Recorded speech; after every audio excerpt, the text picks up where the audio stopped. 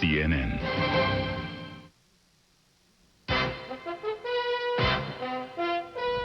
Stomach flu fells President Bush at a formal dinner in Japan, but the White House says he's bouncing back.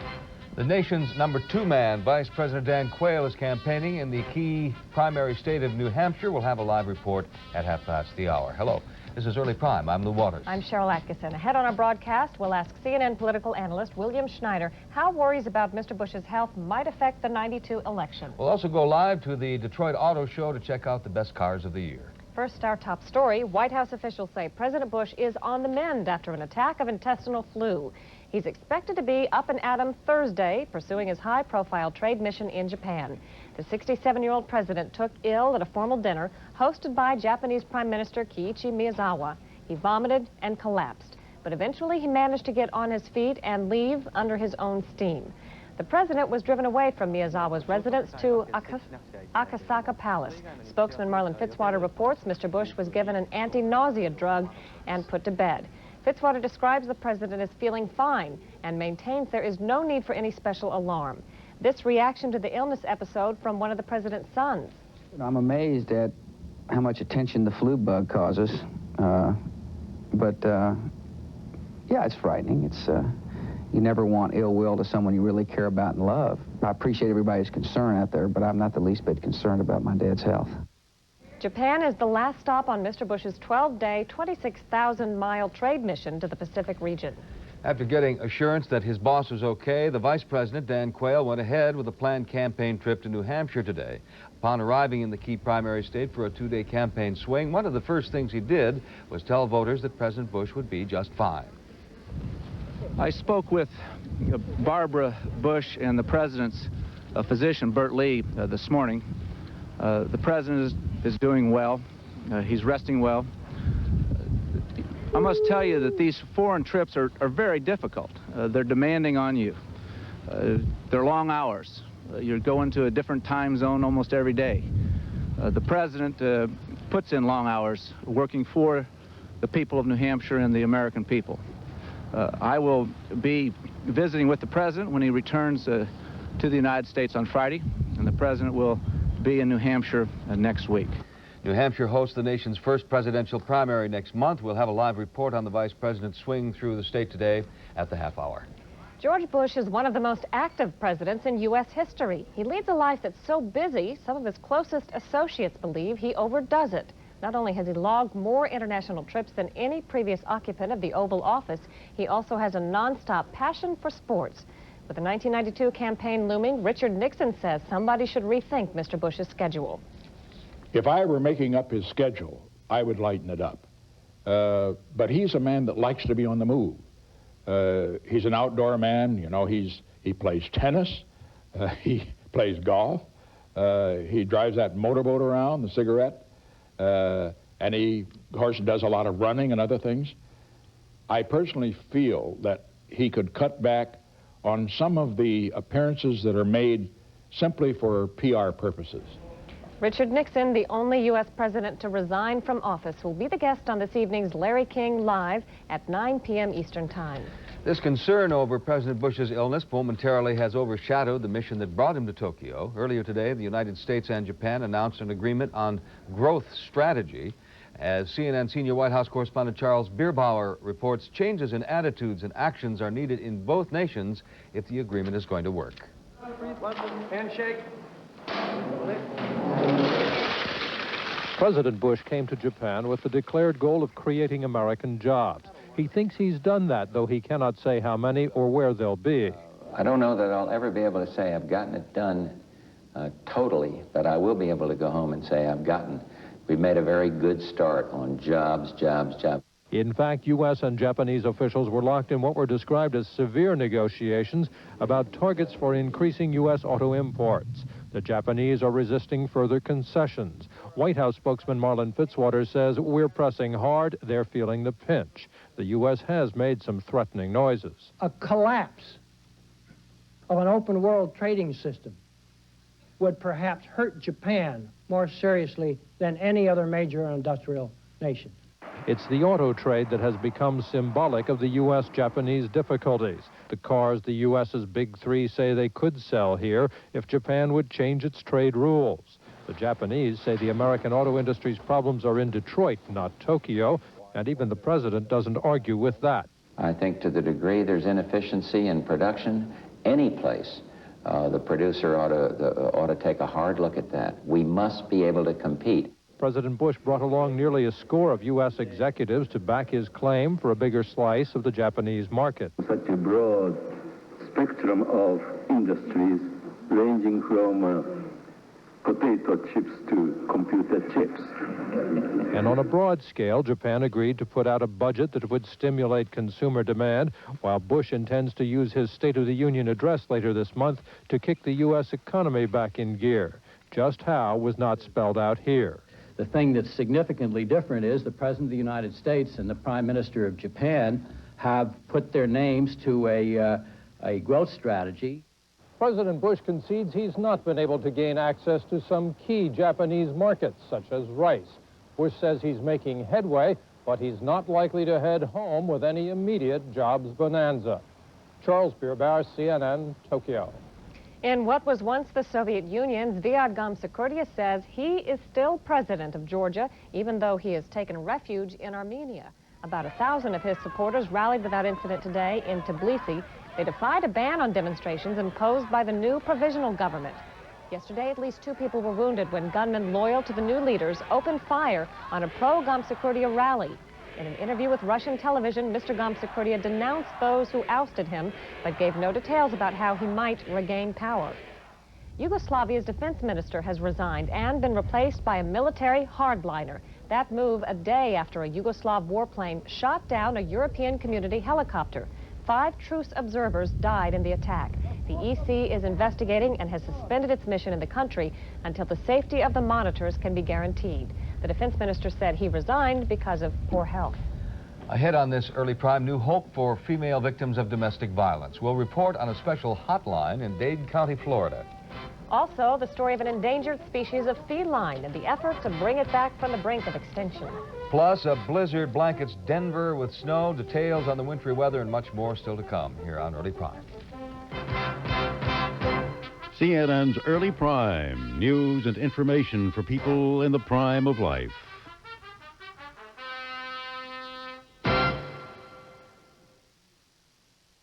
You, my friend, can use some fun. Big fun. Las Vegas, Atlantic City, cruise ships. But you got to take this along, the Players Club card. It's going to save you a lot of money. 25 to 50% off fabulous resort hotels, 25% off meals and drinks, up to 50% off shows and entertainment. Come on. Call Players Club for much more information free. You're too smart to pay full price. New members get 2 free nights in Las Vegas or Atlantic City when the club books their flights. Call toll-free now. Tonight, thrust into the spotlight of Iran-Contra. Now, conservative guest host Oliver North plays the right field to Mike Kinsley's left in the crossfire. Tonight, 7:30 Eastern on CNN. AT&T is constantly searching for new ways to help our customers save money on long distance. What we've recently discovered is remarkably simple. Those customers who spend over $11 a month on out-of-state long distance could start saving right away by signing up for one of the AT&T Reach Out America plans. If you spend over $11 a month, you could save on long distance too. All it takes is one call to 1-800-248-3322. You'll learn how you could save 24 hours a day, 25% on calls made after 5 p.m., and on some plans enjoy a daytime discount too. They were pretty good customers. Who are you talking to? If you spend over $11 a month on long distance, there's a Reach Out America plan that could help you save. Honey, that sounded pretty good. Why don't we sign up? We just did. Great. Who do we call? Call 1-800-248-3322 and sign up for a Reach Out America plan.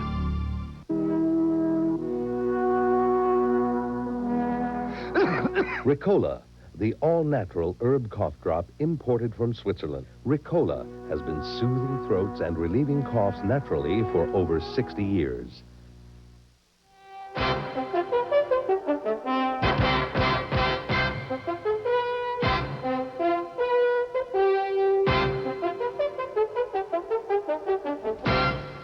least 20 people have been injured, one of them seriously, in a fire at a chicken processing plant in Texas. The fire broke out about 5 hours ago at the Pilgrim's Pride Prepared Food Division plant in Mount Pleasant, Texas. That's about 100 miles east of Dallas.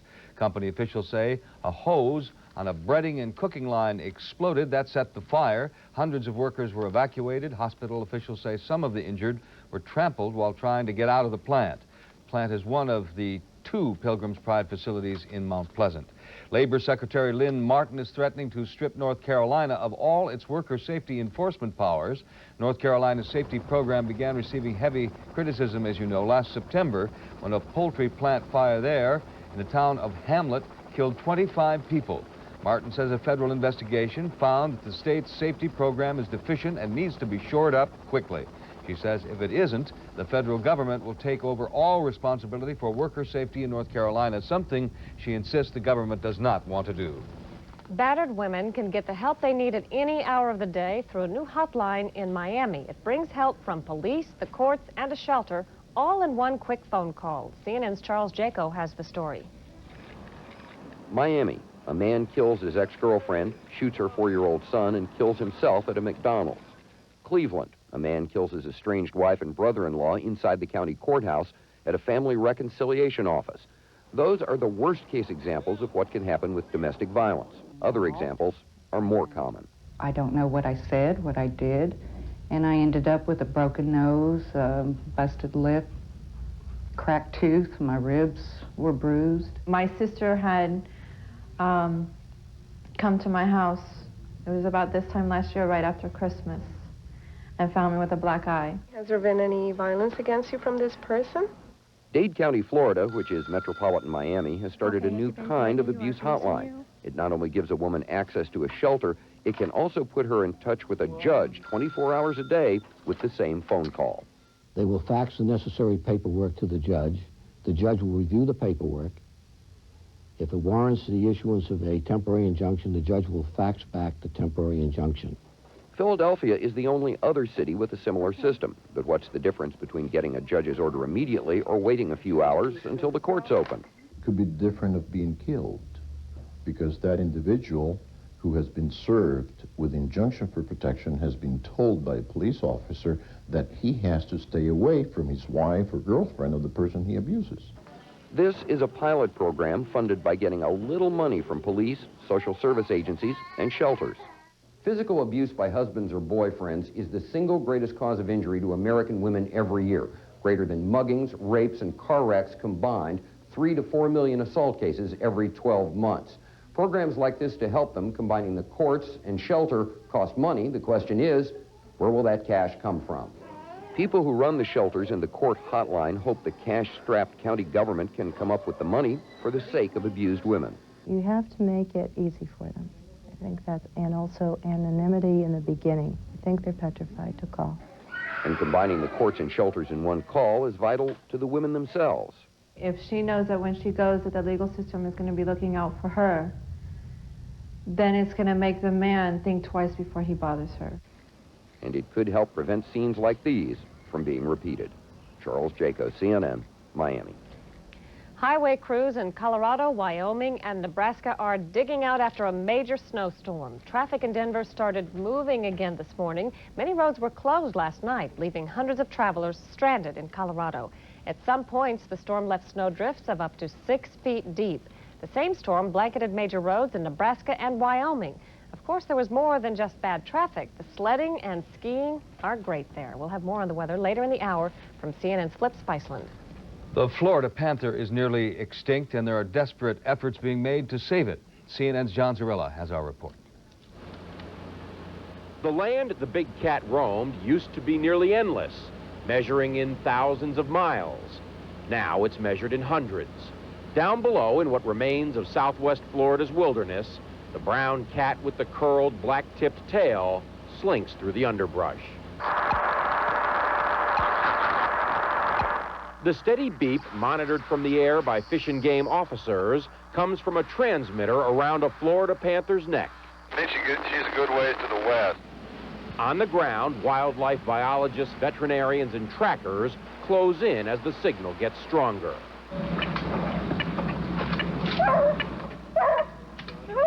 The dogs off in the distance have the scent as well. And she's a big tree. You think she'll come right down? The dogs have done their job. They're 45 feet up, a Florida panther. Call her number 19. She is one of a handful wearing a collar and transmitter. And she and the rest of her species are on the brink of extinction. 30 to 50 individuals is really the bottom line, and what we're doing is trying to hang on to everything we possibly can, and you've got to have hope, or we'd all just give up and go home. The state's ongoing Panther project keeps track of each cat's size, weight, health, and territory, closely monitoring the panthers in hopes the species can be saved. Getting number 19 down without injury is the challenge. We're using ketamine on this cat. She's pretty high, and I don't want her to become real relaxed. A dart gun loaded with tranquilizer is used. None too pleased, number 19 pulls the dart out, but the potion has begun working. After one wildlife officer climbs the tree and attaches a harness around the cat, she is lowered to the ground. For more than an hour, the team works. Blood samples are drawn. Drawing blood at 17. Hair samples and teeth imprints are taken. Number 19 is pregnant. She's already given birth once. Fear is that her father may be the father of her latest cub.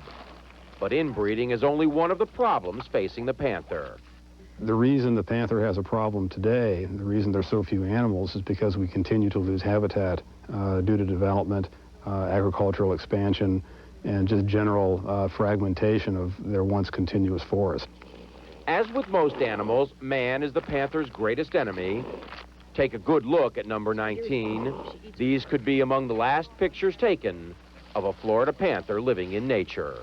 John Zarella, CNN, Miami. Still ahead on Early Prime, our medical report, a new treatment for the most common cause of infertility in men. And as Detroit displays its latest hardware, one car captures the U.S. auto industry's most coveted award. We'll tell you which one takes home the prize.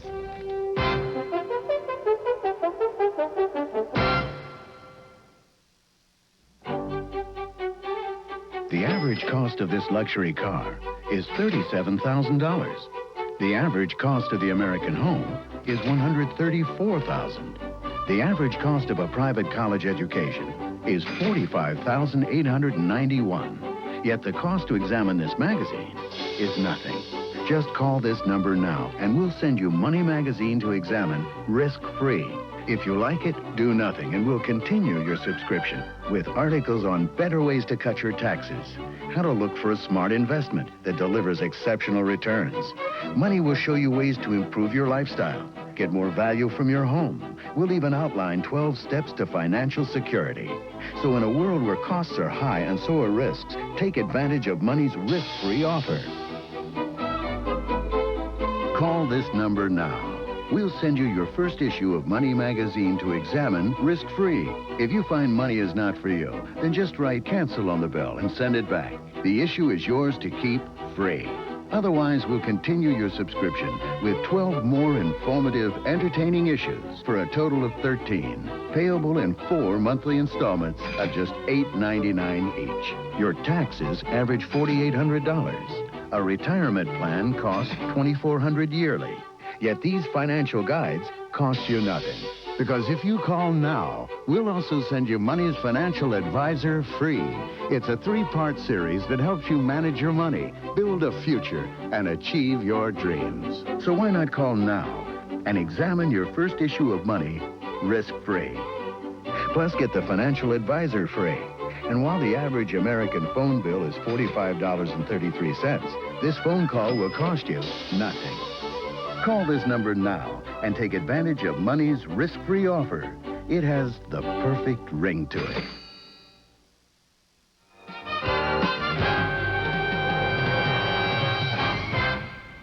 Doctors estimate 15% of U.S. couples have a problem with infertility. In about half the cases, the male is infertile. Now there's a new way to treat the most common cause of male infertility, which is less painful and has a shorter recovery period than other answers. Rhonda Rowland has more in our medical report.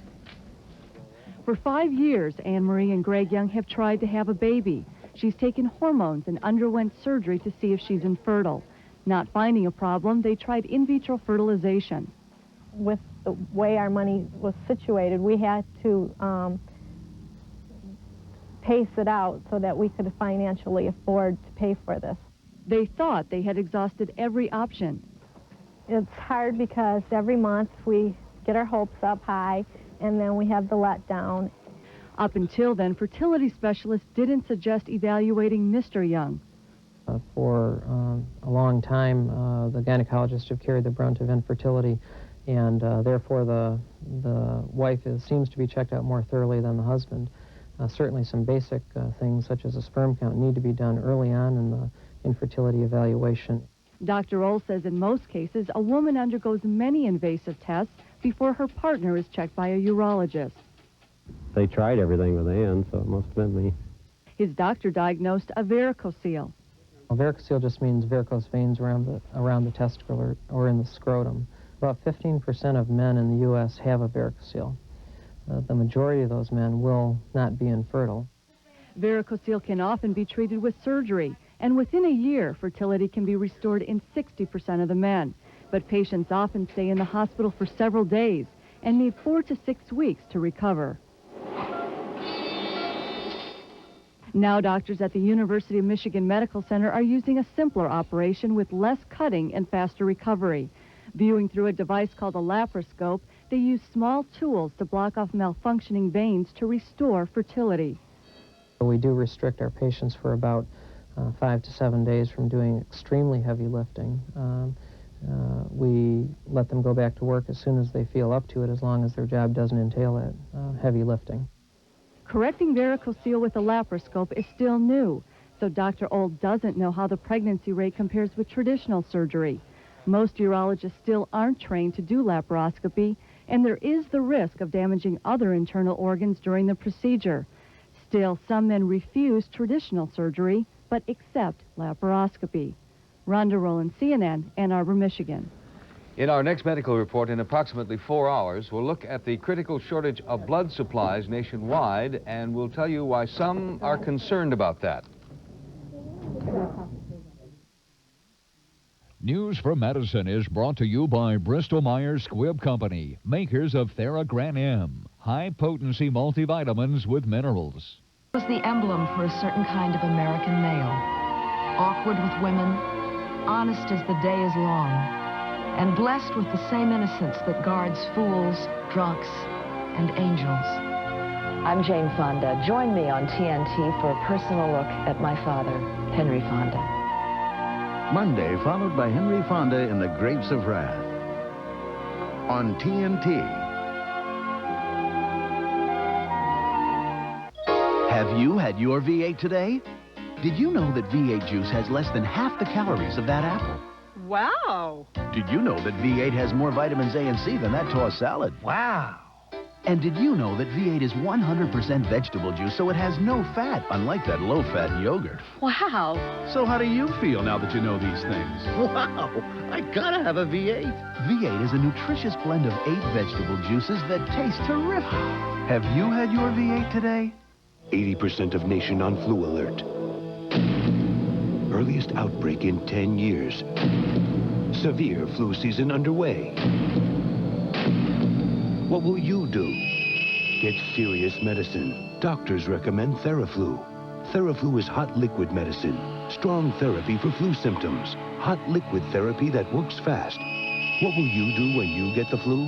Doctors recommend Theraflu. Strong therapy for flu symptoms.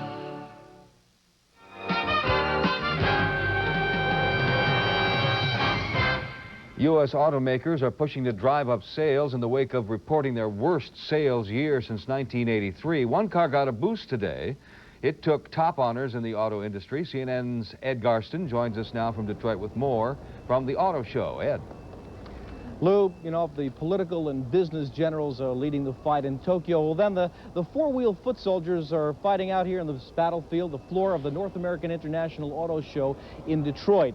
U.S.-made cars standing side by side with Japanese-made cars, British cars, German cars, all vying for attention, notice, and ultimately sales. You know, the U.S. cars have taken a hit in recent years over their quality, especially as compared to the Japanese, but today at least one of them came up a winner.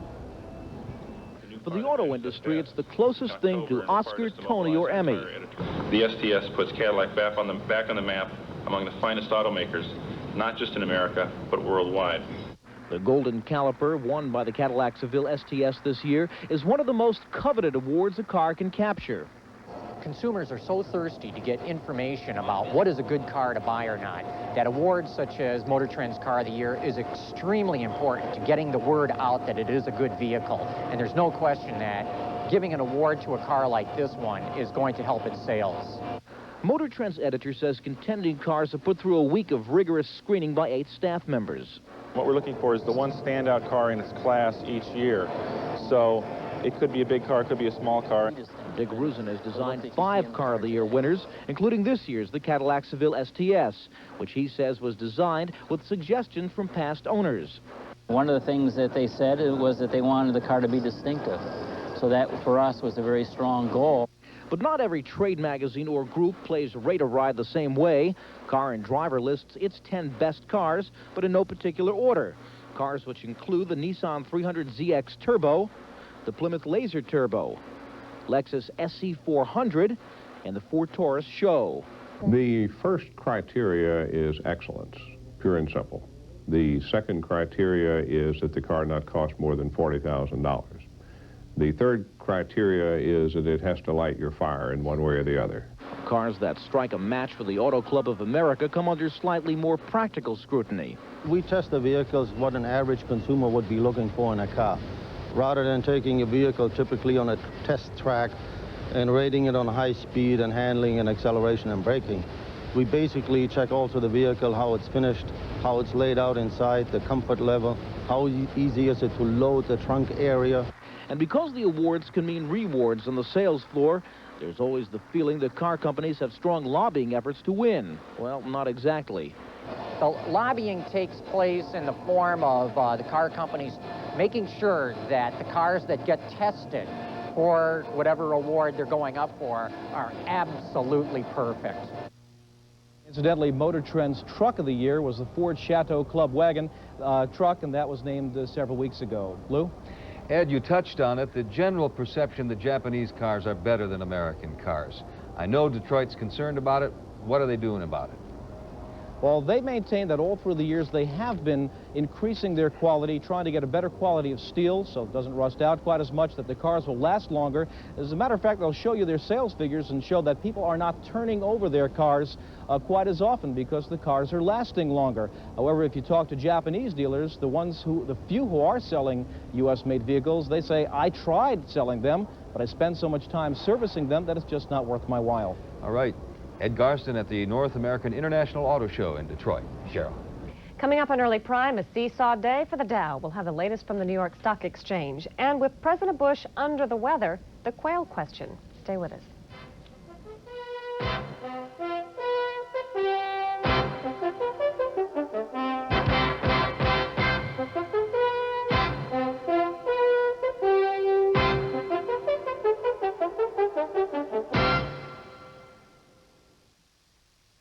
Early Prime continues, followed in 1 hour by Showbiz Today after this local commercial break here on CNN.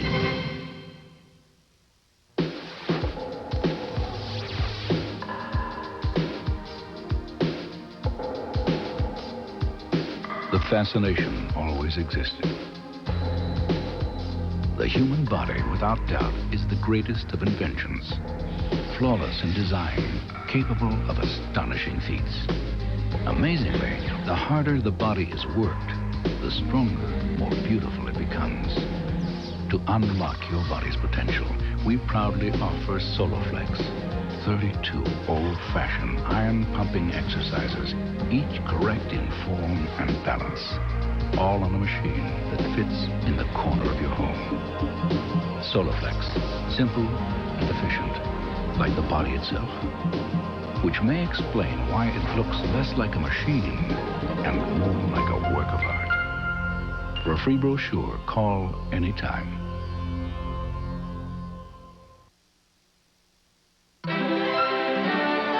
This is CNN.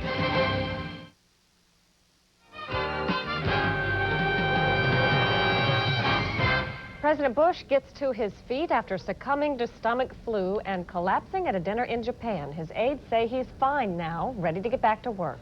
The president's setback has not changed Vice President Dan Quayle's plans. He's in New Hampshire looking for primary votes, and Early Prime continues. We'll have more on those stories in a moment, but first a financial update from Jan Hopkins at the New York Stock Exchange. Thanks, Cheryl. Stocks didn't go very far today on Wall Street, but had a very rough session. Down as many as 22 points, up as many as 24. The Dow Jones Industrial Average ended slightly below yesterday's record close, down almost 1 point to a level of 3203.94. Big board volume is heavy, 290 million shares changing hands. Advancing issues led declining issues by a 10-7 margin. On the broader and secondary markets, the four key indexes were higher. The American Stock Exchange Index and the NASDAQ Index of over-the-counter stocks once again posting record closes. Some market watchers are not concerned about today's setback. One bull points to the lack of alternative investments. I think the market is still picking up on this trend of lower interest rates, and stocks are doing very well. It's not just because people think the economy is doing so great, but because the alternatives are so bad. So I think you'd have to call this an alternatives rally. The alternatives look pretty bad, and so people decide rather than to earn 3.5% on money market certificates, why not take a fly in the stock market?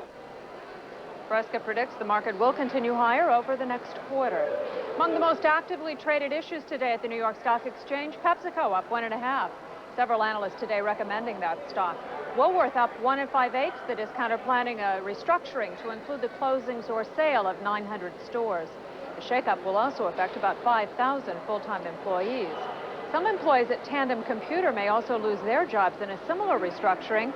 The company says the reorganization will result in a $90 million charge and a loss in the first quarter. Tandem ended the day up 1.5. Finally, IBM giving up all of yesterday's big gains, down 2.25 after announcing price cuts for some of its computers. In oil trading, prices continue to slide. Ample supply in the market plus speculation that Iraq will soon resume exports are depressing oil prices. The U.S. benchmark crude settled at its lowest level since just before Iraq invaded Kuwait. The price off 79 cents a barrel. In the credit markets, demand at the Treasury 7-year note auction was weaker than expected, but the yield is still the lowest since the 7-year notes were first auctioned in 1981. The average yield, 6.40%. The Treasury's 30-year bond, now unchanged in price, that yield stands at 7.39%. A trend of lower interest rates has spurred a rush of new corporate debt offerings. More than $5 billion worth of corporate debt hit the market today. Companies include Ford, GMAC, International Paper, and ICI. Traders say $500,000 worth of new offerings would ordinarily be considered a good day. That's the latest in business news. Join us tonight for Moneyline with Lou Dobbs. We'll have an interview with Treasury Secretary Nicholas Brady from Japan. Brady says interest rates have more room to fall. That's tonight on Moneyline at 7 and 11:30 Eastern. Once again, the Dow Jones Industrial Average down 1 point from its record close. I'm Jan Hopkins, reporting live from the New York Stock Exchange. White House officials say President Bush is recovering from his stomach flu and should be able to keep most of his Thursday schedule in Japan. The president got sick at a formal dinner hosted by the Japanese Prime Minister Kiichi Miyazawa. He threw up and collapsed, but he soon got to his feet, joking that he was just trying to get some attention. He left the dinner, though. He took some anti-nausea medication and went to bed early. His aides say he'll skip a scheduled breakfast meeting, but plans to stick to the rest of his agenda. The president is set to meet again Thursday with the Prime Minister. Trade, once again, will be at the top of the agenda. The president wants Japan to open its markets. Mr. Miyazawa says he wants to help, but U.S. officials say talks between U.S. and Japanese negotiators have not made any real progress. Both sides describe the talks as severe. White House officials say the Japanese are balking at demands they buy more U.S. cars and auto parts. Just ahead on Early Prime, can the VP convince New Hampshire that the Bush-Quayle team will bring America back? We'll have a live report from the campaign trail. 3 1/4 inches of rainfall today in Galveston, Texas. Some of the parishes in southern Louisiana have seen as much as 4 inches of rain, and the snowstorm that yesterday was in Denver is now in the upper Midwest. Weather details later in the half hour. There's been a lot of talk these days about growth companies. Consider the one communications company that's been growing right before your eyes. From the nation's first superstation to the world's first 24-hour television news network. From the world's fastest 30-minute newscasts to one of the nation's fastest growing basic cable networks. When you put it all together, it's easy to see. Turner Broadcasting System Incorporated, listed on the American Stock Exchange. Eggnog, mashed potatoes and gravy, Santa cookies, Aunt Wilma's bundt cake. The average American turkey can gain 4 to 7 pounds during the holidays, candy canes, and you're probably one of them. sweet potatoes, So include the Kellogg's Special K breakfast in your New Year's diet balls, dip, and get the scale moving in the right direction. fruitcake, fruitcake, fruitcake. Kellogg's Special K. Lose the holiday fat. Sore throats and colds are nothing new around here. My uncle gets a nasty cough, nasal congestion. He throws snowballs over his left shoulder. I take a Luden's Helps with menthol vapor relief. Hey, I can breathe. Luden's, the legend that works. Many people know my point of view. It's the mentality of the person, not the gun in their hand, that's killing. But there are other points of view. You're going to go to Chief Greenberg, South Carolina Police. My role will not just be that of a moderator, but a participant. You really never know, but you'll see or hear. So all the laws in the books, but who's going to back them up? Because it's unrehearsed. Where do we stop the killing? People come out of prison, repeat their crimes at an 80% level. It's called real TV.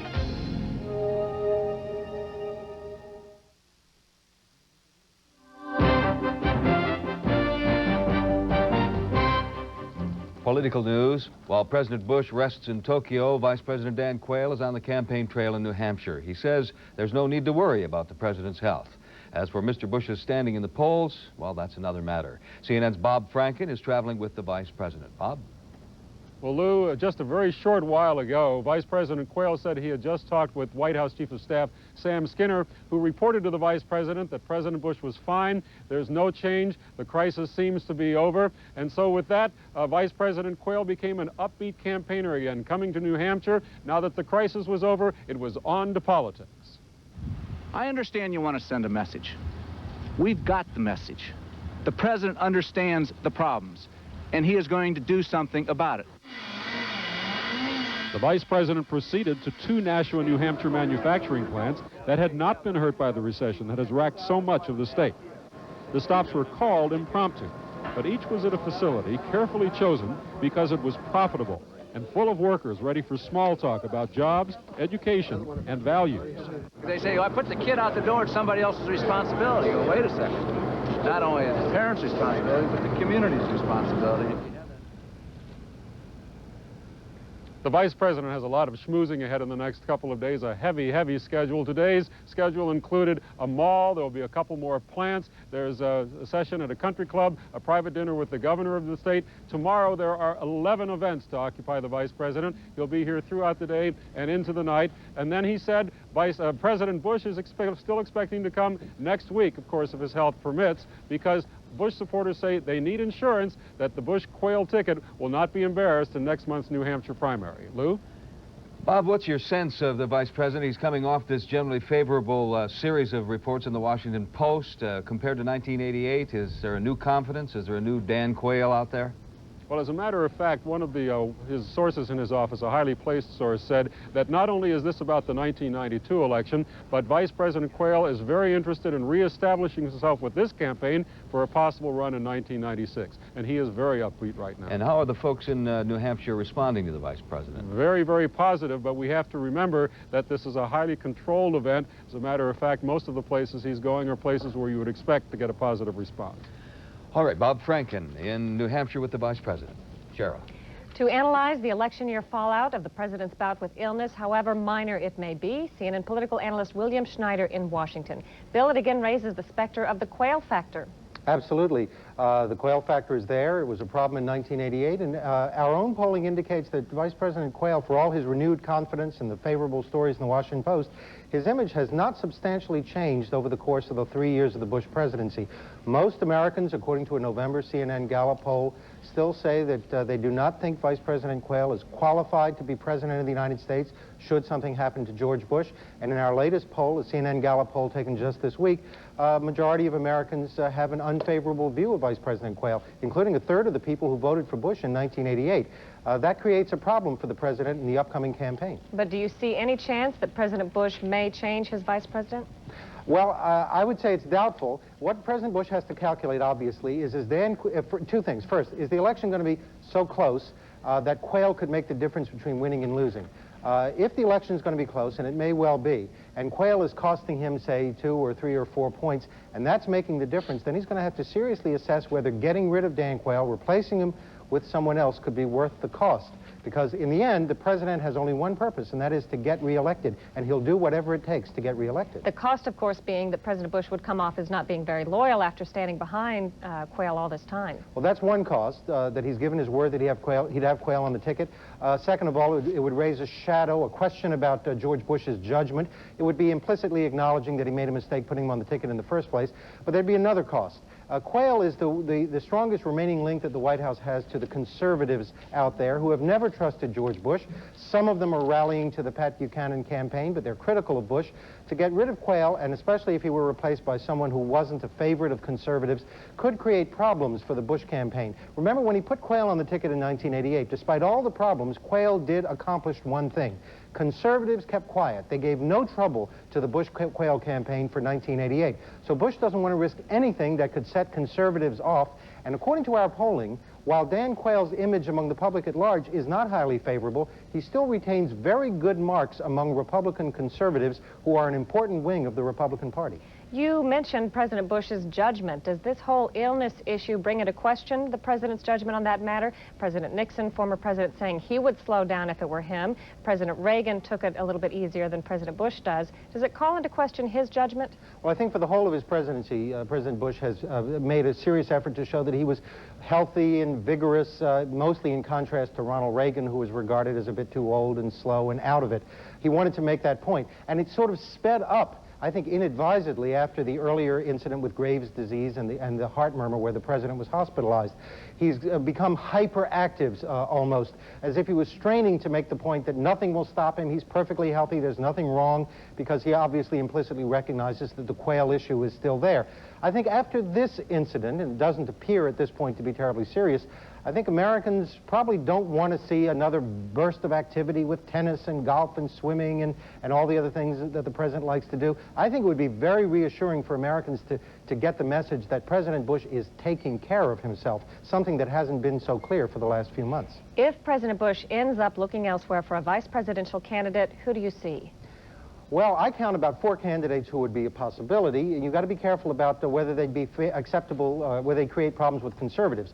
The heir apparent clearly is James Baker, the Secretary of State. He knows domestic policy. He was Secretary of the Treasury, experience, stature, but I think conservatives would probably find him a difficult candidate to swallow. On the other hand, Jack Kemp is the favorite of conservatives. I think George Bush would have problems putting Kemp on the ticket.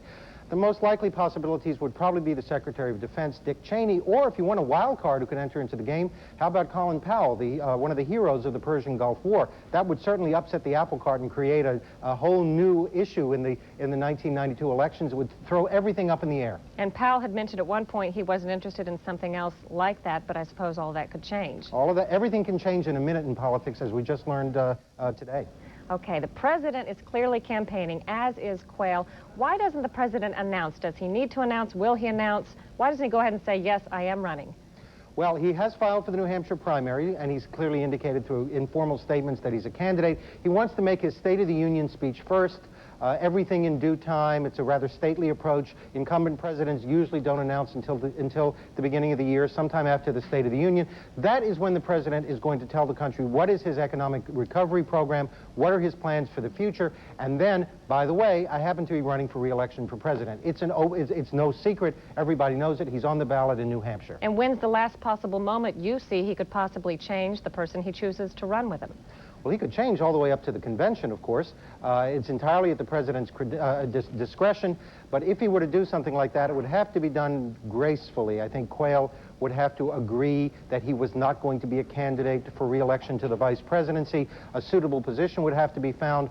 But that could happen any time up to the convention. It's the convention that nominates the vice president. And that's when George Bush will have to face the facts. Is this election close? Is Quayle likely to cost me a victory? And what are the costs of getting him off the ticket? Those are difficult calculations, and I'm certain there are lots of people in the president's re-election campaign who are keeping an eye on those numbers every single day. Thanks for your analysis. CNN political analyst Bill Schneider. Lou? Republican leaders in South Carolina have voted to hold a presidential primary, creating a new battleground for President Bush and his two main GOP opponents, Pat Buchanan and David Duke.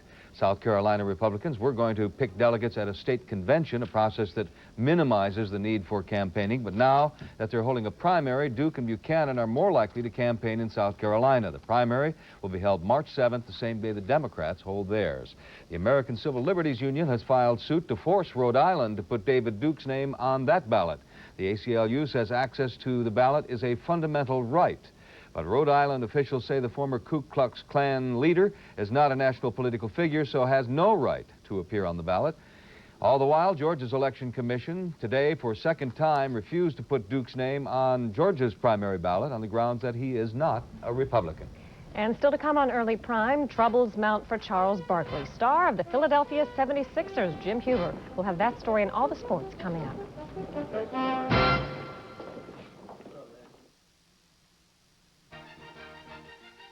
Tonight, former President Richard Nixon talks about the end of the Cold War, the controversy over JFK, the upcoming presidential race, and more. Richard Nixon tonight on Larry King Live, 9 Eastern on CNN. You wanna accent your weight to positive, eliminate the negative. Tune in to the affirmative, the family channel, yes indeed. Nobody captures life on the positive side like the Family Channel. You wanna accentuate the positive, the Family Channel, yes indeed. It's not easy to pull yourself away from a bowl of Kellogg's Raisin Bran. For 2 scoops of raisins taste so good, you'll find that once you start, you can't leave them behind. Those 2 scoops that taste too good to pull yourself away. 2 scoops of raisins, golden flakes of bran. Get every bite you can of those 2 scoops that taste too good to pull yourself away. 2 scoops that taste too good in Kellogg's Raisin Bran. 2 scoops. There's constipation and there's constipation. Oh, yeah. When it's this bad, take it to the max. New Maximum Relief Formula X-Lax pills with 50% more X-Lax medicine for maximum relief. Oh, yeah. Take it to the max. Thursday night, Dominique Wilkins has put the league on notice. This year, the sky's the limit. Catch a star at the top of his game when the Mavericks take on the Hawks. Live at 7:35 Eastern, Thursday night on TBS.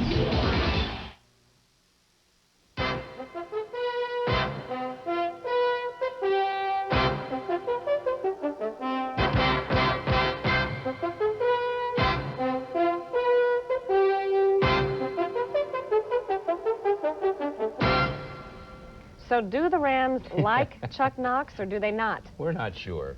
I mean, now once upon a time they liked him or didn't like him. Now I think they like him, but I'm not sure. Once upon a time the Rams fired Chuck Knox, not because his teams didn't win, but because they said they were dull. Now they've hired him back, apparently believing dull is much better than losing. Announced just minutes ago, the Rams and Knox agreed to a 4-year contract reportedly worth just under $3 million.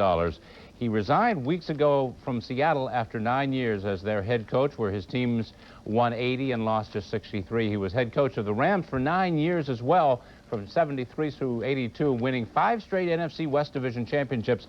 But the owner of the team back then, Carol Rosenblum, thought the team was too uninspiring. And so he fired him. But dull apparently is much better than 3-13, which is what got John Robinson fired by the Rams just a few weeks ago. Meanwhile, just a while ago, the Milwaukee District Attorney's Office announced it was filing misdemeanor battery and disorderly conduct charges against 76ers forward Charles Barkley for breaking a Milwaukee man's nose during an early morning altercation outside a bar last month. This after interviewing both sides and witnesses for the last few days. Barkley claims he was just defending himself. But I feel like I was in the right that night. And I want to thank Larry for coming out today. I want to thank the people who have in Milwaukee who have been very supportive. You know, I don't think one action of one guy should detract from the city of Milwaukee. It's a good city. So why didn't you feel like you were in the right? Can you give us a little... Anytime somebody said they're going to hit me and ball their fist up, I think I have a right to hit them. Meanwhile, his 76ers hope to get their own problems on the court solved with former center Jeff Ruland, who has been off for 5 years with knee troubles, back in the lineup for the very first time tonight against Houston. He signed a multi-year contract on Monday. Two new busts being prepared for the Baseball Hall of Fame, and it couldn't be more typical of the new era in the game. A starting pitcher and a reliever go in. Tom Seaver and Raleigh Fingers will be inducted this coming summer in Cooperstown. Seaver on a record 98.8% of the ballots. As you see here, Raleigh Fingers finished second. The only two with 75% or more of the ballots cast. Pete Rose, by the way, wasn't allowed to be on that ballot, but received 41 write-in votes anyway. I have more when sports returns on The World Today at 6 o'clock Eastern Time. Luke? All right, Jim, and when we come back, Flip Spiceland's weather. Look what's popping up, that's free. Special K waffles from Eggo. Once you see how good fat free can be, oh no, you never let go. No way. It's all mine. Special K waffles from Eggo. Eggo Special K waffles. Crisp, delicious, yet every bite fat-free, cholesterol-free, and just 80 calories per waffle. See how good fat-free can be. Oh no, you never let go. Nah. Special K waffles from Eggo. Across the world, phones are ringing. Who's calling? Hello, Mom. People who have the AT&T Reach Out World plan. They're saving an average of 20% on calls to friends and family in over 50 countries and areas. Even if you spend only $12 a month on international calls, you'll save on your calls to Mexico, Canada, across the Atlantic, or the Pacific. Dial 1-800-258-3231. Then go ahead and call, and the longer you talk, the more you'll save. The low $3 monthly fee gives you over 120 hours a week to save. You'll even get a state-to-state discount. Across America, people are signing up for the AT&T Reach Out World plan. Because with these savings and all the quality and service you expect from AT&T, it's our best value in international calling. Sign up now. Sore throats and colds are nothing new around here. My dad gets a scratchy throat, and he holds 2 yak horns over his head for 8 hours. Me? I take a Luden's throat drop. No problem. Luden's, the legend that works.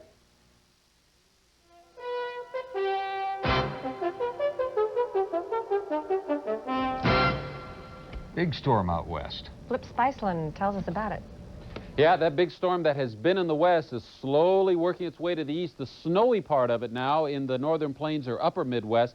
We haven't seen a lot of snow in the last 6 hours, with a couple of notable exceptions. International Falls has seen 3 inches of snow in the last 6 hours. Over in North and South Dakota, there has been some snow. Most of their snow came earlier than the last 6 hours. It was overnight and early this morning.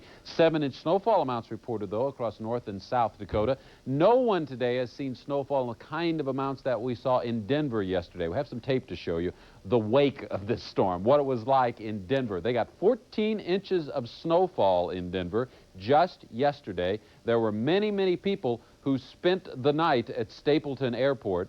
A portion of Interstate 70 from Denver east to Kansas was blocked off. And remember, we're talking about Denver. Yeah, this is Denver. Now, people in Denver cope with snow very, very well. It's really a credit that the airport was never closed down, that they only had to cancel many flights, and that there were only very long delays. There are innumerable automobile accidents, but look at this. There was a bit of sun breaking through today, and it turned out to look like a Christmas card. But I'm sure they're glad that it's moved on now. A lot of the storm today in the form of rain, and a very serious problem is the rainfall down here along the Gulf Coast and back into East Texas. Galveston today checked in with 3 1/4 inches of rainfall, and that's right in the middle of that flooded area where the Brazos and the Trinity are rushing down to the Gulf. The crest is moving down into that area now, so that's very bad news. Worst news is still going to rain. I don't think it'll quit raining until sometime tomorrow. We're going to have to get this disturbance back here. This back here is going to have to move on into this and kick it on across. You see the moisture flow here has outrun the frontal boundary. You see the difference in here?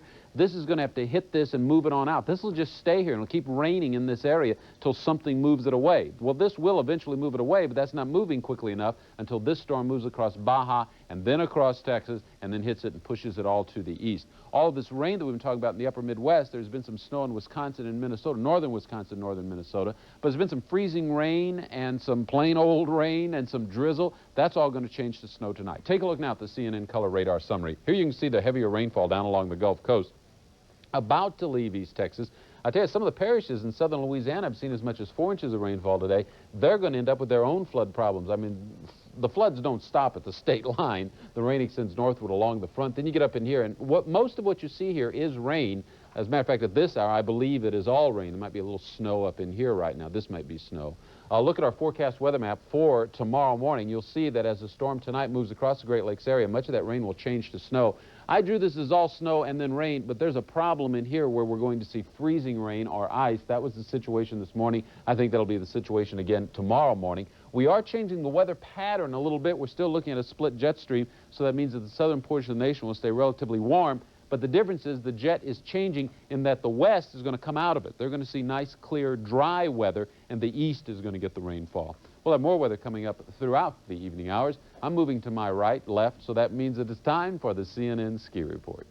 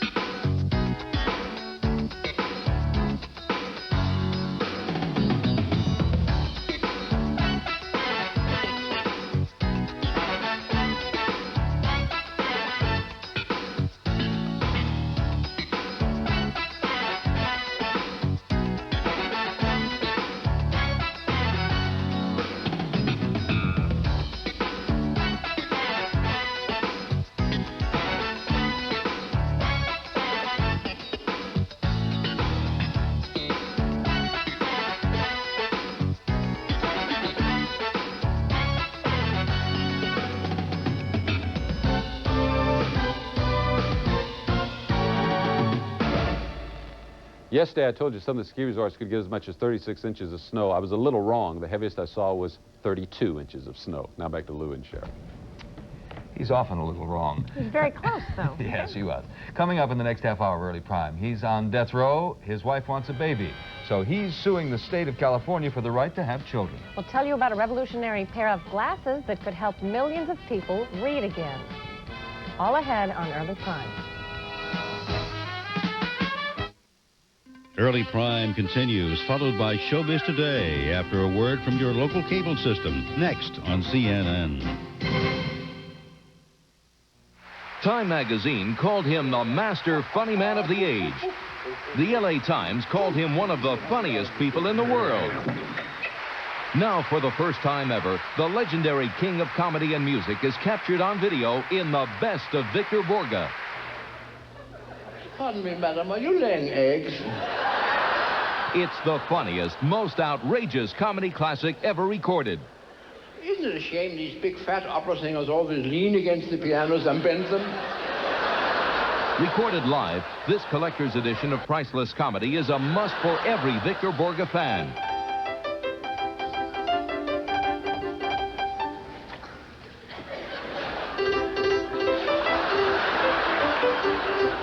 Marilyn will sing the Kagame, the what? The Kaganomi aria from the opera Rigor Mortis. It's the incomparable Victor Borge in his best loved, most heartwarming comedy performance of all time.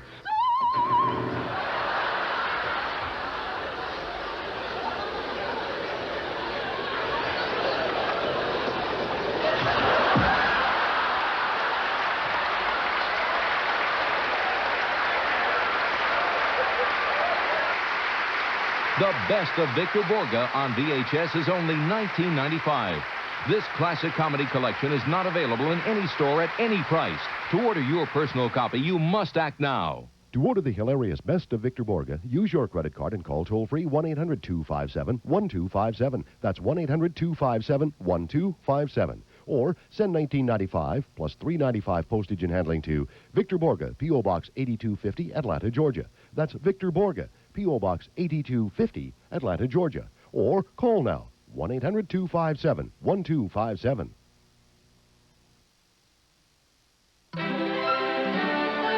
This is CNN.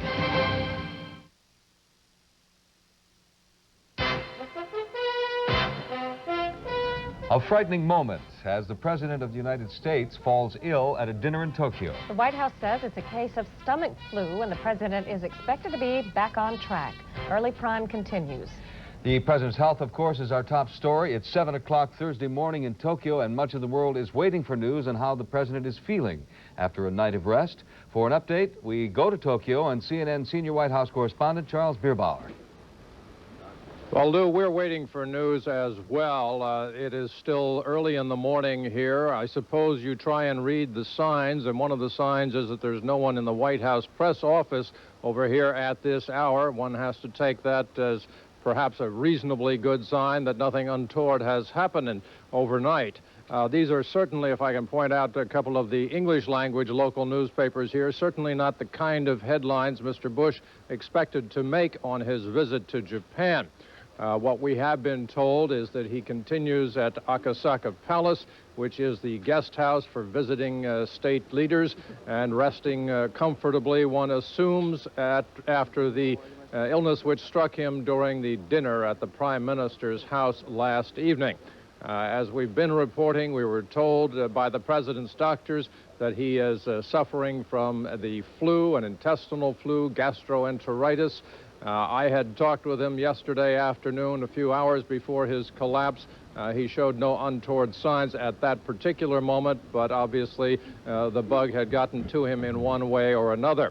The president does intend, to the best of our knowledge, to carry out his schedule here in Japan, with the exception of skipping a breakfast meeting. We do expect, when the White House press office opens in about 30 minutes, to start getting a little bit more information. But at this point, Lou, we have no indication whatsoever but that the president will go on with his meetings here in Tokyo. This is Charles Bierbauer, CNN, reporting live from Tokyo. Well, President Bush is known for his energy and often frenetic pace, but experts say it's possible he pushed himself too hard during his trip to Asia. More on the president's condition from CNN medical correspondent Andrew Holtz. Australia, Singapore, Korea, and Japan.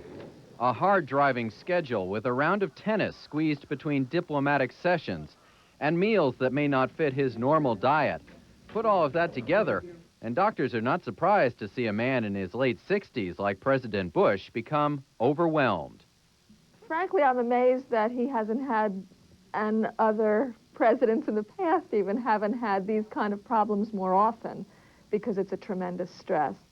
The president's staff says he has gastroenteritis, which is just a general term for inflammation of the stomach and intestines. The inflammation can have many causes, including viruses or bacteria, which may be passed from person to person or through food.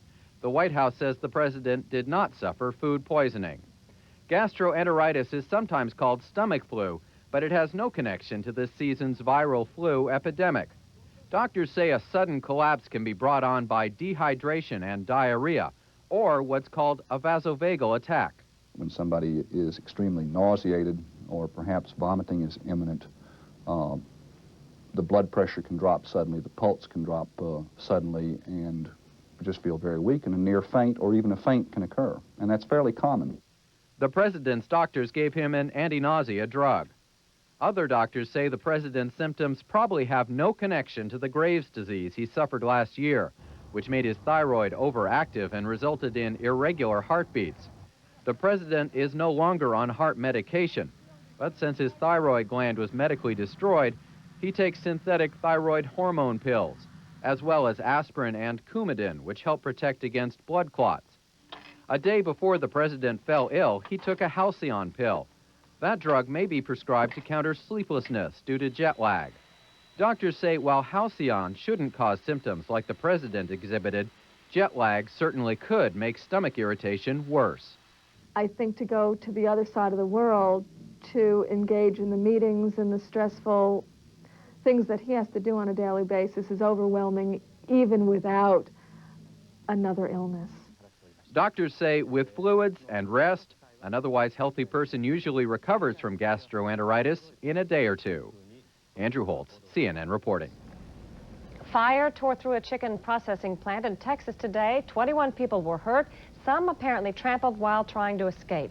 It happened at the Pilgrim's Pride poultry plant in Mount Pleasant. The local fire chief says a hydraulic line on a cooker came loose and a burner sparked the fire. He says the flames then spread quickly through the rest of the plant. A fire 4 months ago at a chicken processing plant, this one in North Carolina, prompted the federal government today to issue an ultimatum. If the state does not overhaul its worker safety program in 90 days, the federal government will take it over. That announcement comes in the wake of investigations into the deadly fire that killed 25 workers. The state's safety plan has subsequently been criticized as inadequate and understaffed. The Labor Secretary, Lynn Martin, announced the deadline today in Washington. We must not and will not permit a state to operate a program that is below standard. The action we are announcing today should send a clear message to all states and to employers as well that we take job safety very seriously. We will insist that all who share in that responsibility do likewise. Martin also described state labor officials as uncooperative, as she put it, during a federal investigation of that fire. U.S. Coast Guard officials confirm what could be the largest seizure of cocaine in the Guard's history, perhaps the largest in U.S. history. Sources tell CNN the cocaine was seized yesterday on a 500-foot freighter south of Cuba and that 28 crew members were arrested. For security reasons, the Coast Guard is refusing to release any details about the bust at this time. The freighter reportedly was flying a Panamanian flag and had stopped off in Chile and Panama. Still ahead on this early prime. In California, the issue of conjugal visits and death row inmates who want to have children. And reading close up is better than not being able to read at all. A new kind of eyewear brings the printed word back into focus. Also, the new poor of the city, once named for Lenin. People struggle to make a new start.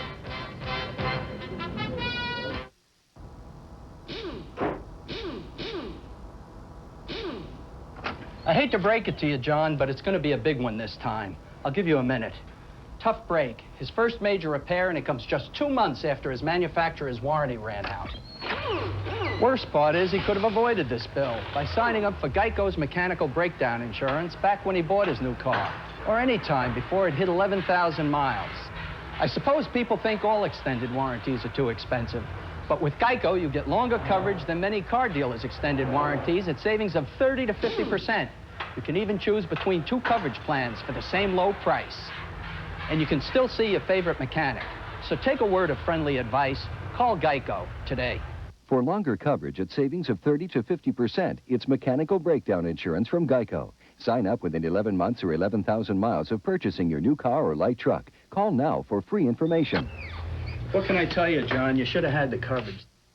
There's constipation and there's constipation. Oh, yeah. When it's this bad, take it to the max. New Maximum Relief Formula X-Lax pills with 50% more X-Lax medicine for maximum relief. Oh, yeah. Take it to the max. Across the world, phones are ringing. Who's calling? Hello, Mom. People who have the AT&T Reach Out World plan. They're saving an average of 20% on calls to friends and family in over 50 countries and areas. Even if you spend only $12 a month on international calls, you'll save on your calls to Mexico, Canada, across the Atlantic, or the Pacific. Dial 1-800-258-3231. Then go ahead and call, and the longer you talk, the more you'll save. The low $3 monthly fee gives you over 120 hours a week to save. You'll even get a state-to-state discount. Across America, people are signing up for the AT&T Reach Out World plan. Because with these savings and all the quality and service you expect from AT&T, it's our best value in international calling. Sign up now.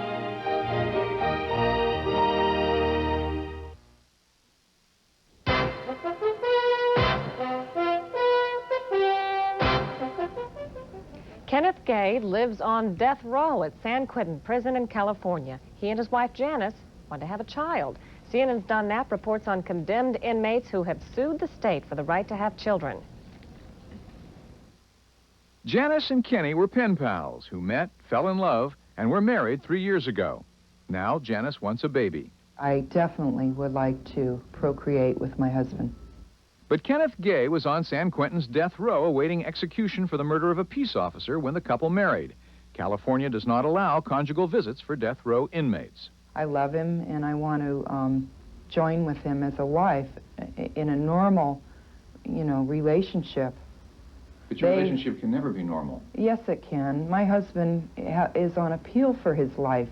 He's not a dead man.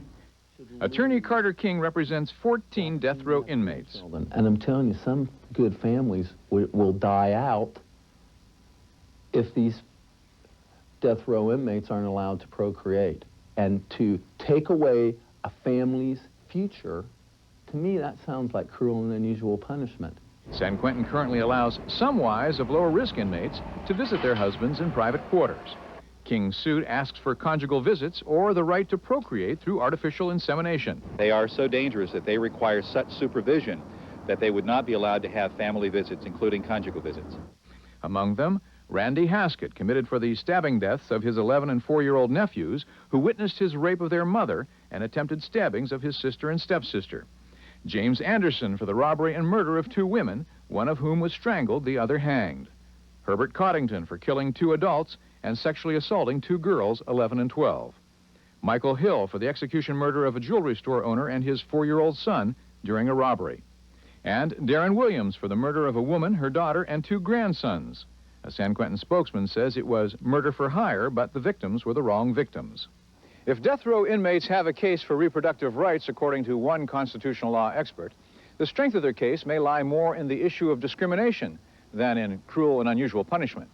And I'm not sure that I understand the distinction that the state is drawing and what their legitimate purpose is for allowing some prisoners conjugal visits but not others. Professor David Fagman says he does not think the Supreme Court would find the denial of opportunities for inmates to reproduce either cruel or unusual. Janice Gay says she is being unfairly punished by the state unless she can bear her husband's child. If the state of California executes an innocent man, my husband, I will have a part of my husband with me, with that child. Don Knapp, CNN, San Quentin, California. Anti-Semitism apparently has reached an historical low in the United States, but many folks still hold negative stereotypes about Jews. All this is based on several studies analyzed by the American Jewish Committee. In one of those surveys, 89% of Americans said they would vote for a Jew for president. But those who rate Jews as highly intelligent, self-reliant, and wealthy also say Jews have too much political influence. And younger, less educated people, according to these surveys, and many blacks, are more suspicious of Jewish business practices. The past 2 decades, the nation's big city schools have grown increasingly segregated. A new study by a Council of Urban Boards of Education shows that while blacks have made some gains, segregation has increased in the Northeast and Midwest. The study finds that more and more Hispanic students are now falling victim to segregation. Today, we're going on towards 1/3 of our enrollment being from minority groups. Segregation is least serious for black students in the South and more serious in all other regions. And a problem that wasn't even on the screen of the country at that time, which is the problem of Hispanic segregation, which was considered a local and limited problem in Texas and California and Arizona, is now a major national problem. Those who drafted the study are calling on state and local officials to help school boards who are considering changing their desegregation programs. They have also suggested setting up a federal program to pay the cost of desegregation. In South Africa, some 400 black students attended classes today at a school that before today was meant for whites only. Orange Grove School in Johannesburg reopened its doors to blacks and whites, but none of the 5 white students showed up today. The school had been closed since the end of 1990 because authorities said there weren't enough white students to keep it open. One of the new black students remarked today it's a better school than his last one and has a good soccer field. Still in South Africa, singer Paul Simon said today he'll go through with a series of concerts there despite a hand grenade attack to protest his scheduled performances. Simon arrived yesterday, hours before 2 hand grenades exploded at the office of the company promoting the Simon tour. The attack caused damage but no injuries. Later, a caller claimed responsibility on behalf of a radical black organization that opposes cultural links with other countries. Simon told reporters today the violence surprised him, but he thought his tour was overwhelmingly supportive. Russian President Boris Yeltsin is reportedly heading to the country to assess the mood of the people in the countryside in the wake of last week's price hikes. There are reports of growing unrest, as higher prices have yet to result in a better supply of products. CNN's Christiane Amanpour is in St. Petersburg and has this report.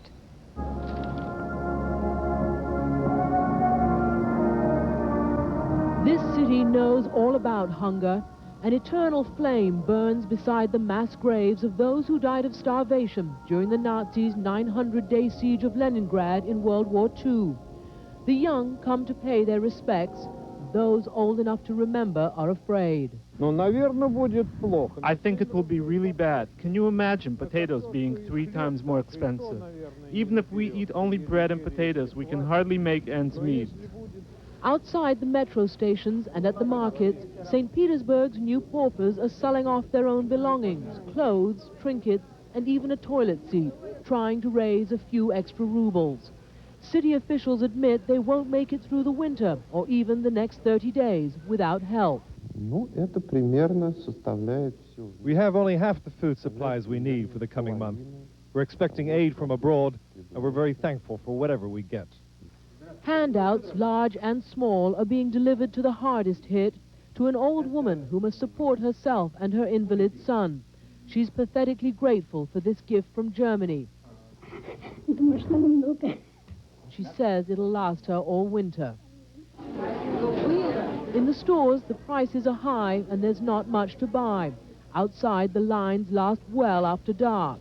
I spend my whole day working hard, and I come here and there is nothing. I've been to 3 stores already. It's intolerable. It's going through hard times now, but this city has a remarkable history as the center of change and new beginnings. It's where Russian imperialism died and Soviet communism was born. And now it's trying to lead a capitalist revival, trying to turn itself into a haven for international investment. City officials want to turn St. Petersburg into a mecca for culture and tourism.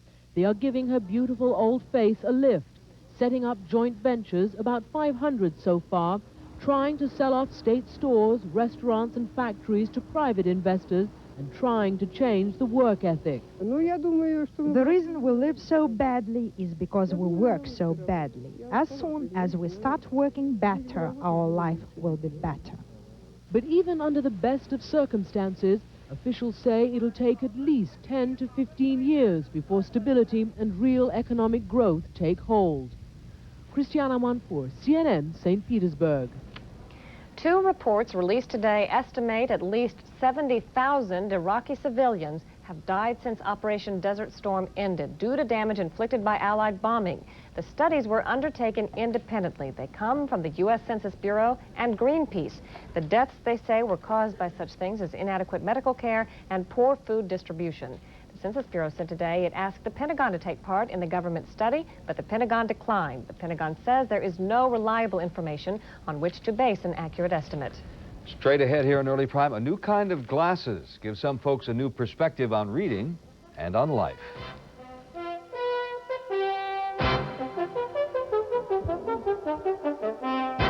Look at these red marks. These old glasses do nothing but pinch. They're a pain. You don't have to put up with glasses that don't fit anymore.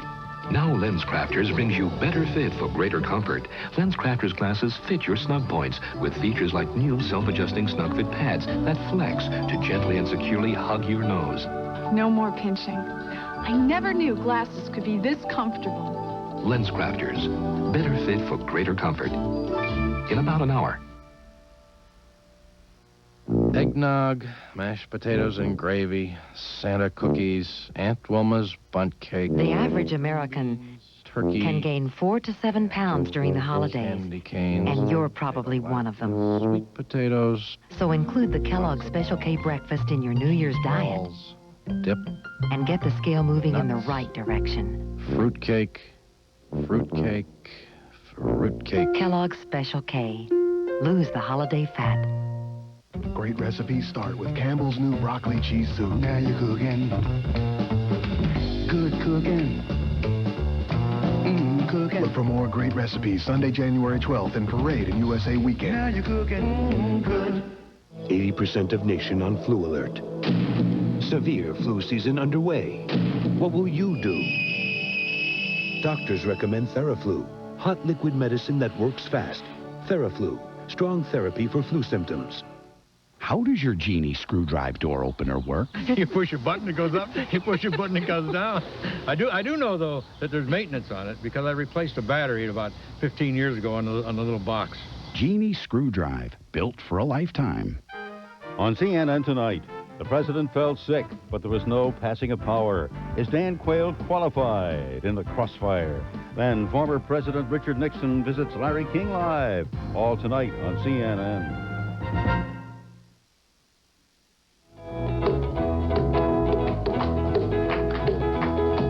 When I walk through the door, baby, be polite. You're gonna make me sore if you don't greet me right. Don't you ever kiss me once, kiss me twice. Treat me nice. When people grow older, their vision dims, and they can no longer see well enough to read. But as CNN's Jeannie Mose now reports, a special type of glasses could give many of those folks a new outlook. 81-year-old Dorothy Donovan may look like she's trying to climb into the pages of People, but even an old issue would excite you, too, if you hadn't been able to read for a year because of deteriorating eyesight. Last month, Dorothy's eye doctor gave her glasses like this. And to me, it was a gift, the best gift one could have. When you wear the new glasses, you tend to look more interested in smell than sight. Young or old, you have to hold whatever you're reading close. To the layman, the glasses seem like magnifying glasses. It's a super quality type of magnifier, yes. Dr. Bruce Rosenthal and other low-vision experts who have tested the new lens system say it could help millions of people with various vision problems who can't read regular print, be they young or old.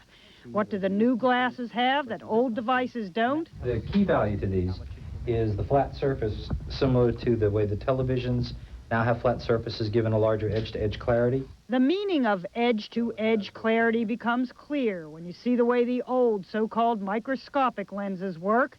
You can only read a few letters or a word at a time, but with the new lenses, you get edge-to-edge clarity. You see more, and seeing is believing. Oh, wow, yeah. Now, you see the significant difference in size? Yes, I do. The significant difference in area? Right. All right, now put these other ones on. Oh, this is great. Now I get it. All right.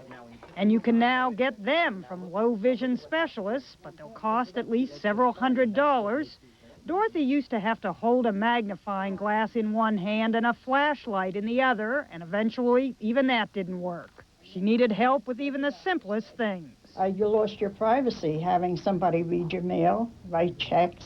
The new lenses are for reading, not walking around, and you do have to be taught to use the glasses. Only one eye is fitted with the special lens because reading material must be brought so close, too close for both eyes to focus on. And don't expect a speed read. Let me get my place now. I'll start a new paragraph. Sure, right? anywhere at all. Not surprisingly. To those who can't imagine living without reading, this is a sight for sore eyes. Jeannie Mose, CNN, New York. Woolworth is announcing a shakeup of its specialty stores that could affect 10,000 workers. The company said today it will close or sell about 450 stores. Another 450 or so will be converted to one of Woolworth's more successful specialty shops, many of which sell shoes or clothes. The retailer said about 4,700 full-time, 5,300 part-time employees will be effective. Some of them will be offered other jobs or a separation package. Business news now from New York. Here's Bill Hartley. Thanks, Lou. The blue chips retreated a bit from their record levels today, but only slightly. Dow Jones Industrial Average lost less than 1 point, and it closed at just under 3,204. New York Stock Exchange volume was above 200 million shares for the 7th straight session. Broader and secondary markets are all higher. Both the secondary markets hit new records again.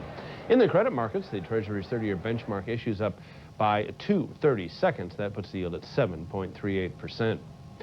Corporations appear to have spent much of today borrowing money. Corporate America taking advantage of quite low interest rates by issuing more than $5 billion worth of new debt. And again, that's just today. That's about 10 times the amount issued on what traders would call a good day. Tennessee Valley Authority led the way, borrowing $2 billion. Oil prices fell to an 18-month low in New York trading. U.S. benchmark crude is down 82 cents, and it settled at $17.87 a barrel. Recapping, the Dow lost less than a point. Smaller stocks hit new highs once again. I'm Bill Hartley at the CNN Business News Desk in New York. Bill, after striking them out for years, next on Early Prime, Tom Seaver hits what may be his biggest home run ever.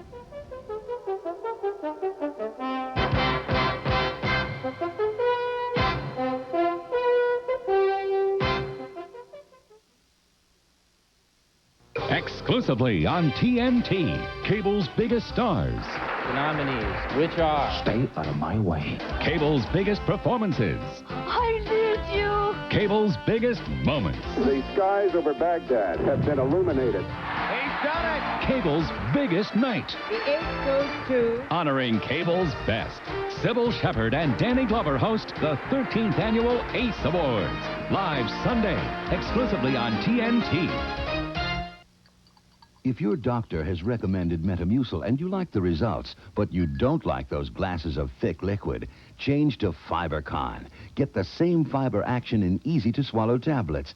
Get doctor-recommended FiberCon.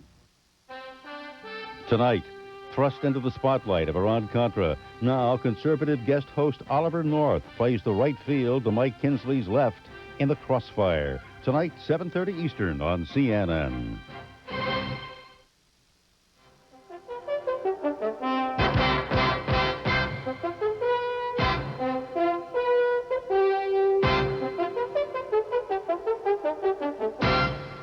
The newest members of baseball's Hall of Fame talk today about the pride they feel at being voted into this place of baseball legend.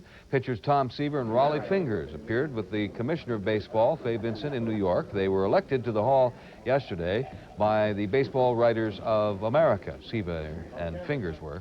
The writers bestowed a special honor on Seaver by giving him 98.8% support, an all-time high. Seaver recorded 311 victories during a long career with the Mets, Reds, and White Sox. Like Fingers, Seaver told reporters that baseball should forgive accused gambler Pete Rose and put him in the Hall of Fame, too. Didn't Seaver hit one home run one time? You're asking me because I'm a boy? Why know. should I know these things? You usually do. I'll look it up. I'll let you know. That's Early Prime. I'm Lou Waters. I'm Cheryl Atkinson. We'll see you tomorrow.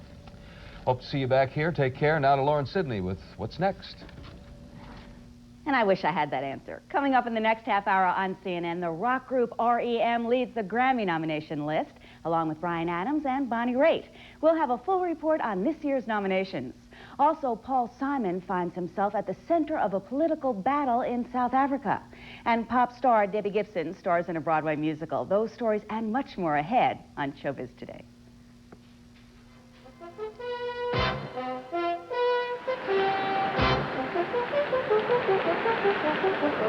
you.